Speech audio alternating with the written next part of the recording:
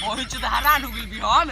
शिकार करने के लिए कौन सा जाल बिछाया है लोमड़ियों ने? मेला मेला लगाएंगे वो लोग। चंदनपुर गांव में फिर मेला लगेगा। शिकार करने के लिए कौन सा जाल बिछाया है लोमड़ियों ने? मेला मेला लगाएंगे वो लोग। चंदनपुर गांव में फिर मेला लगेगा।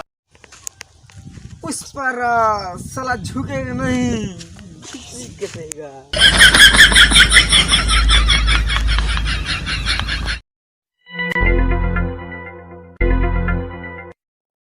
भाई रे एगो माल फुटल भी तनी साइड सुना तो दे दे दे दे। हेलो, अरे नहाए के बाद नहा समुद्र में है। इ नरवा में का रखल बा? अरे नहाए के बाद नहा समुद्र में है।